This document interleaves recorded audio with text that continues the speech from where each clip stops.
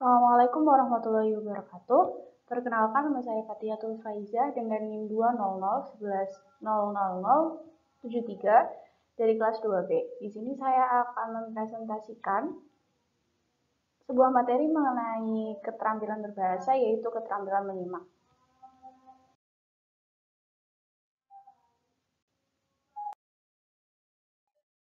Di sini ada 3 pokok bahasan. Yang pertama ada hakikat, tujuan, ragam menyimak. Lalu ada hal-hal yang perlu diperhatikan dalam menyimak. Dan yang terakhir ada metode untuk meningkatkan keterampilan menyimak. Yang pertama ada hakikat, tujuan, dan ragam menyimak. Hakikat menyimak. Menyimak merupakan suatu proses kegiatan mendengarkan lambang-lambang lisan dengan penuh perhatian, pemahaman, apresiasi, serta interpretasi untuk memperoleh informasi, menangkap isi atau pesan, serta memahami makna komunikasi yang telah disampaikan oleh sang pembicara melalui ujaran atau bahasa lisan. Contohnya adalah saat pengajian, Zian memperhatikan dengan sungguh-sungguh apa yang disampaikan oleh Ustadz. Sambil menyimak, ia mencatat hal-hal yang menarik dan penting dari pembahasan. Tanpa disadari, ia mengangguk dan kagum akan penjelasan Ustadz tersebut. Saat ada kesempatan untuk bertanya, ia memberikan pertanyaan yang berhubungan dengan tema pembahasan. Lalu setengah pengajian, ia bersyukur bahwa ia mendapat informasi yang ia inginkan selama ini. Lalu ada tujuan menyimak. Yang pertama mendapatkan fakta, lalu yang kedua ada menganalisis fakta atau menafsirkan fakta hingga tingkat menafsirkan unsur sebab dan akibat dari fakta tersebut. Lalu ada mengevaluasi fakta, kemudian mendapatkan inspirasi, contohnya inspirasi tentang kebahasaan, dan pembelajaran bahasa, lalu mendapatkan hiburan, yang terakhir memperbaiki kemampuan berbicara, karena melalui menyimak pembicaraan orang lain, penyimak dapat memperbaiki kemampuan berbicara. Lalu ada ragam menyimak. Yang pertama berdasarkan sumber suara yang disimak, yang kedua berdasarkan taraf aktivitas menyimak, yang ketiga berdasarkan taraf hasil simakan, lalu ada berdasarkan cara penyimakan, kemudian berdasarkan cara tujuan menyimak, dan yang terakhir berdasarkan tujuan khusus.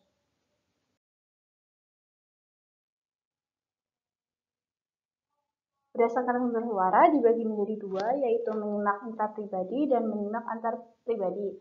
Berdasarkan taraf aktivitas dibagi menjadi dua juga, yaitu bertaraf rendah dan bertaraf tinggi. Lalu berdasarkan taraf hasil simakan dibagi menjadi beberapa, antara lain menyimak perpusat, menyimak untuk membandingkan, menyimak organisasi materi, menyimak kritis, dan menyimak kreatif dan apresiatif.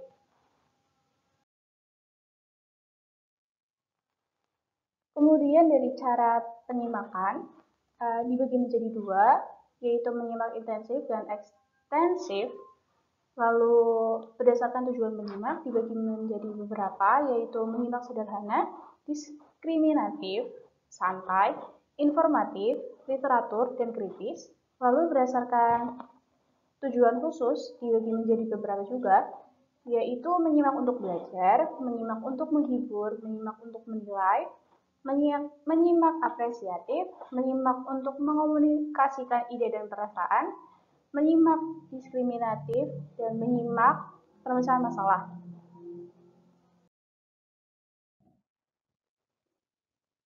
Menurut Tarigan, menyimak dibagi menjadi dua jenis, yaitu menyimak ekstensif dan menyimak intensif.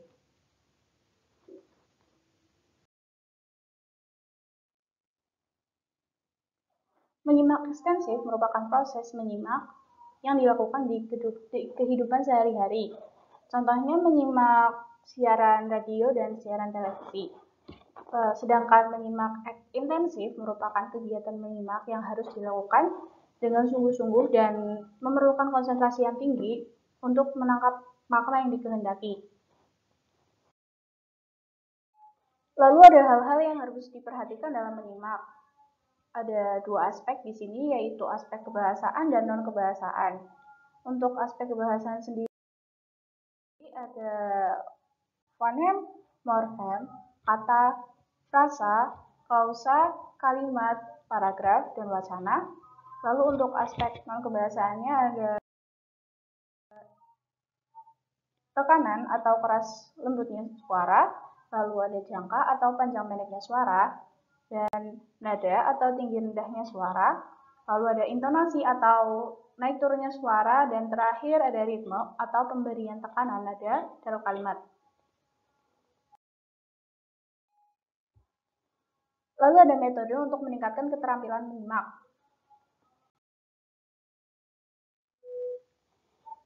Ada teknik menyimak efektif. Yang pertama ada menyimak dengan konsentrasi, yaitu memusatkan pikiran, perasaan, perhatian terhadap materi yang sedang disimak. Lalu yang kedua ada menelaah materi simakan. Yang ketiga menyimak kritis, yaitu yang ini dilakukan jika penyimak sulit untuk menangkap isi dari materi, maka ia membutuhkan argumentasi dari pembicara. Lalu yang keempat membuat catatan.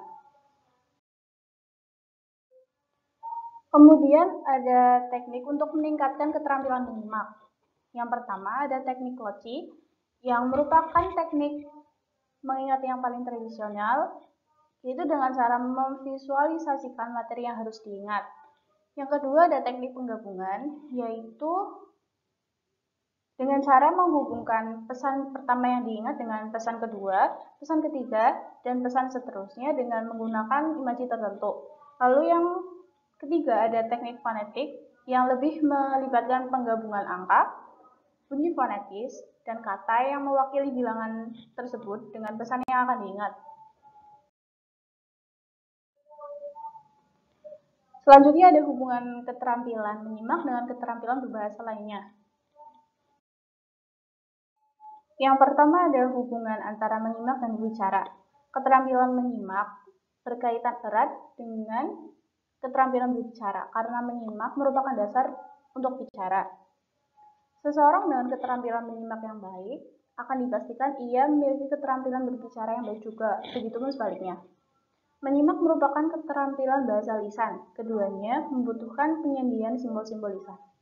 Kedua, ada hubungan antara menyimak dan membaca.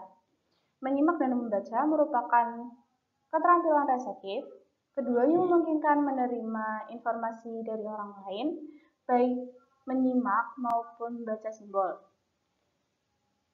Keterampilan menyimak bagus untuk mengembangkan kesiapan membaca, karena menyimak memerlukan proses mental yang sama dengan membaca, kecuali pada tingkat pengertiannya. Yang terakhir ada hubungan antara menyimak dan menulis. Kegiatan menyimak dapat menimbulkan kreativitas dalam kegiatan menulis. Kegiatan menulis juga dapat dilakukan dengan melakukan kegiatan menyimak dengan baik. Maka seseorang akan memiliki pengetahuan yang luas, sehingga dengan mudah penyimak dapat menulis dengan baik. Sehingga keterampilan menulis dapat mendorong seseorang untuk menggunakan kaidah berpikir dalam kegiatan menyimak. Cukup sekian dari saya.